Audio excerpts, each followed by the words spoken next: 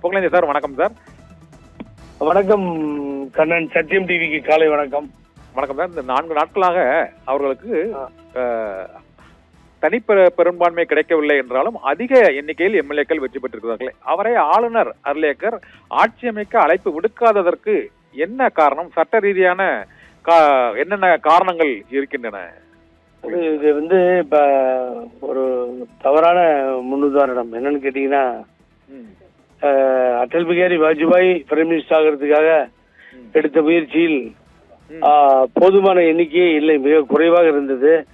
அதற்கு அழைப்பு விடுத்தார்கள். 13 நாள் அவகாசம் கொடுத்தாங்க. அதுக்கு பின்னாடி அவர் அதை நிரூபிக்கல, அது வேற விஷயம். ஆனா இங்க ஒரு சிங்கிள் லார்ஜர் பார்ட்டி அப்படின்னு சொல்ற மாதிரி 108 இடங்கள், அப்புறமா ஒரு 5 113 இடங்களை கையில வைத்துக் கொண்டிருப்பவருக்கு தேவை என்பது 4 இடங்கள். இந்த 4 இடத்தை நீங்க ஒரு 10 நாளோ 15 நாளோ 20 நாளோ அவகாசம் கொடுத்து அவரை ஆட்சி பீடத்திலே ஏற்றுவதற்கு இந்த ஆளுநர் அனுமதி அளிக்கலாம். அதனால்தான் பிறந்தகை அண்ணா சொன்னார், ஆட்டிற்கு தாடியும் நாட்டிற்கு கவர்னரும் தேவையில்லாத ஒன்று என்று. ஒரு கவர்னர் 2 ஸ்டேட்டுக்கு ஒரு கவர்னர். திருமதி வி.கே. சசிகலா எல்லா கையெழுத்தும் போட்டு கொடுத்து முதலமைச்சராக பதவி பிரமாணம் எடுப்பதற்கு தயாராக இருந்து அந்த நேரத்தில் வித்யாசாகர் மயமாக மறைந்ததை நாடறியும். கிட்டத்தட்ட 1 வாரம் 10 நாள் காணாம போன இந்த கதை. அதுக்கு பின்னாடி அவங்களுக்கு எதிர்ப்பா தீர்ப்பு வருது. அதையே முன்னாள் முதலமைச்சர் சந்திரபாபு நாயுடு உங்களுக்கு எப்படி தெரியும் இந்த தீர்ப்பு வருது என்றெல்லாம் கேள்விகளை எழுப்பியதை நாம் பார்த்தோம், அறிந்தோம். ஆகவே கர்நாடகாவில் இப்படித்தான் ஒரு முறை 22 சட்டமன்ற உறுப்பினர்கள் பிரச்சனையாகி அழைத்தது தவறு என்று சொல்லி இரவெல்லாம் உச்ச நீதிமன்றம் கேட்டு அந்த மனுதாரர் போட்ட மனு சரி என்று ஒப்புக்கொண்டு ஒரு தீர்ப்பு இப்ப பார்க்க முடிந்தது. ஆகவே இது உச்ச நீதிமன்றத்திற்கு எடுத்துக்க செல்ல வேண்டிய வழக்காகத்தான் பார்க்கிறேன். இவ்வளவு நேரம் போயிருக்க வேண்டும் திரு தாவேகா தலைவர் விஜய் தரப்பிலே. ஆகவே ஜனநாயக ரீதியில் டெமோக்ரஸியில நீங்க ஆளுநருக்கு இருக்க டிஸ்கிரிப்ஷி பவரை வச்சுக்கிட்டு எது வேணாலும் பண்ணுவேன், நான் கூப்பிட மாட்டேன், அங்க இருந்து சென்ட்ரல்ல இருந்து சொன்னதான் கூப்பிடுவேன்றது இது மக்கள் தீர்ப்புக்கு எதிரான ஒரு முடிவு. ஆகவே நம்ம நேற்று உட்காந்து டிஸ்கஸ் பண்ணோம் கண்ணன், நீங்கள் நானும். அப்பயே நான் சொன்ன திராவிட முன்னேற்ற கழகம் இதில் அவசரம் காட்டாது. அது தெளிந்த நீரோடை அரசியலில் பல ஆண்டு காலமாக அரசியல் செய்து வருகிறார்கள். நீண்ட 67 இருந்து இந்த அரசியல் தொடர்கிறது அதிமுகவுக்கும் திமுகவுக்கும். ஆகவே இன்று பாருங்கள், நேற்று ராத்திரி எல்லாம் அதிமுக சேர்ந்துருச்சு, திமுக சேர்ந்துருச்சு, இது அதை ஆதரிக்குது, அதை இது ஆதரிக்குது, விஜய விட மாட்டோம். சரியில்லாத ஒரு கருத்தாகவே சட்ட இன்னைக்கு காலையில பல்வேறு முன்னணி ஊடகங்கள் மற்றும் முன்னணி பத்திரிகைகள் என்ற பத்திரிகை எல்லாம் திமுகவும் அதிமுகவும் கூட்டணி அமைத்து ஆட்சி அமைக்கப் போகிறது என்று செய்திகள் வந்திருக்கிறது. இதுல எந்த அளவுக்கு ஒரு உண்மை இருப்பதற்கான வாய்ப்பு இருக்குது, நீங்க சொல்லுங்க சார். பொய் அதாவது 23 சட்டமன்ற உறுப்பினர்களோடு புதுவை மாநிலத்திற்கு சி.வி. சண்முகம் தலைமையில் சென்றிருப்பதாக தகவல். அது நான் ஓப்பனாகவே உங்களிடத்தில் சொல்லுகிறேன், அவர் சமூகத்தை சார்ந்தவர்களை அழைத்து சென்று விட்டாராம். இப்படி ஒரு பேச்சு.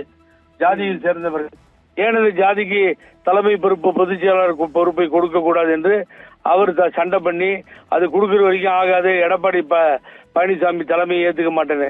எப்படியோ அரசியல் இருந்து அப்புறப்படுத்த வேண்டும் எடப்பாடி என்பதுதான், பழனிசாமி என்பதுதான் புகழேந்தியினுடைய 7 வருட கால போராட்டம். இப்போ நான் இன்னொரு விஷயமும் சொல்றேன் உங்களுக்கு. இப்போ ஒரு 5 பேரு அதே விழுப்புரம் நம்ம சி.வி. சண்முகம் தலைமையில போனவங்களோ இல்ல அதிமுக இருந்து வெளியேறி விஜயை சப்போர்ட் பண்ணுங்கன்னு கூட சொன்னேன். ஒரு 5 பேர் கையெழுத்து போட்டு கொடுத்தா கவர்னர் என்ன பண்ணுவாரு? ஒண்ணும் பண்ண முடியாது. அந்த 5 பேர் கையெழுத்து போட்டு கொடுத்த பின்னால் நிரூபிக்க வேண்டிய இடம் இது, நீங்கள் சொன்னது போல சட்டமன்றம். அங்கதான் இந்த இதுல நிரூபிக்கணும்.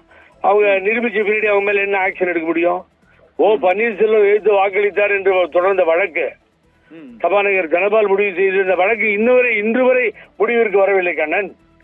எத்தனை ஆண்டு காலம் உருண்டோடி விட்டது.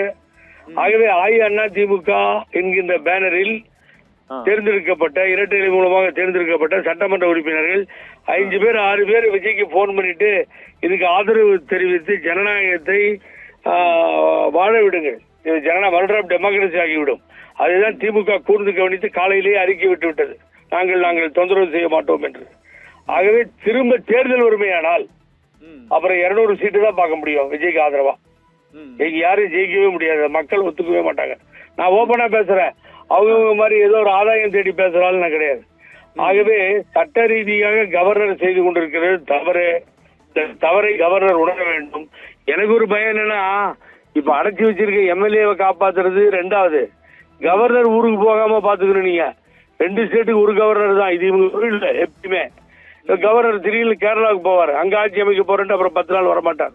இந்த 10 நாள்ல டெல்லியில இருந்து நம்ம மாபெரும் தலைவர்கள் யாராவது தூக்க முடிஞ்சா தூக்குப்பா, நீங்க எப்படியாவது பேச்ச பாக்குங்க, அந்த விஜய் நம்ம பக்கம் வரமாட்டேங்கிறாரு, சினிமாவை தடை பண்ணோம், 41 பேர் செத்த கேஸ சிபிஐ டெல்லியில் நடத்த சொன்ன, எதுக்கு இருந்தாலும் ஒத்து வர மாட்டேன்றாரு, ஆகவே தொந்தரவு பண்றதா முடிவு பண்ணிட்டு இப்படிப்பட்ட வழிகளை எல்லாம் தேடுவார்கள்.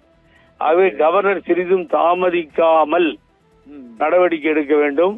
நான் சத்தியம் டிவி மூலமாக தாவேகா அன்பு நண்பர்களுக்கும் சரி, அவர் தலைவருக்கும் சரி நான் சொல்லுவதெல்லாம், ஒரு நிமிடம் கூட தாமதம் செய்யாமல் உச்ச நீதிமன்றத்தை அணுகுங்கள்.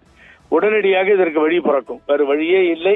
இல்லைன்னா இப்படியே சினிமா படம் ஜனநாயகன் மாதிரி ஆயிடும், நம்ம கேலி கூத்தாகிவிடும். திரும்ப ஒரு தேர்தலை சந்திக்க வேண்டியிருக்கும்.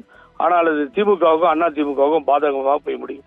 அதை உணர்ந்துதான் முதல்வர் அதற்கேற்ப, முன்னாள் முதல்வர் ஸ்டாலின் அதற்கேற்ப நடந்து கொள்கிறார்.